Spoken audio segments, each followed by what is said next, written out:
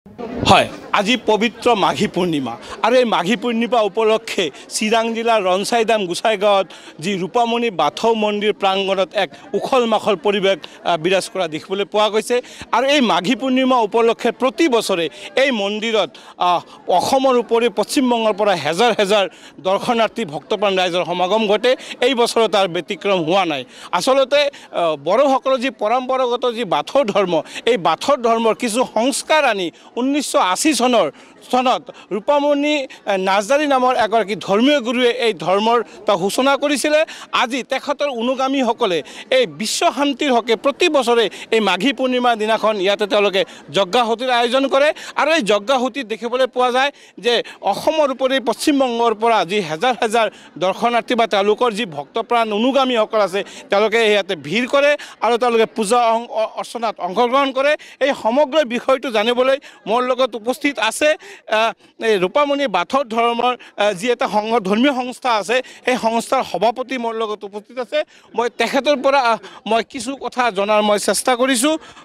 কি ক'ব, প্ৰতি বছৰে ইয়াতে হেজাৰ হেজাৰ ভক্তপ্ৰাণ ৰাইজৰ সমাগম ঘটে।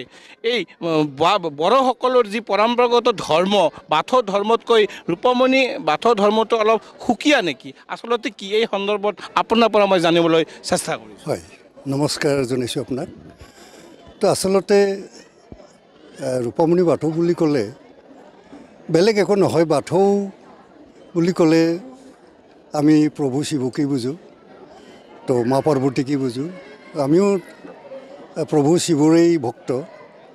তো ৰূপামণি আমাৰ যিজন গুৰু মা, তো আমাৰ মাতৃ, তেখেতে 1980 চনত মানে অলপ বাথৌ ধৰ্ম সংস্কাৰ হিচাপে তেখেতে মানে ফুল আৰু প্ৰসাদৰ জৰিয়তে পূজা কৰাৰ যিটো আমাক মানে বিধি দি গ'ল, তো আমি হাজাৰ হাজাৰ বড়ো বাথৌ পূজাৰীবিলাকে, বাথৌ পূজকবিলাকে আমি এই প্ৰথাটো ভাল পাই পেলাই তো আমি এই হিচাপে আমি এই ধৰ্মটো আমি পালন কৰি আহিছোঁ।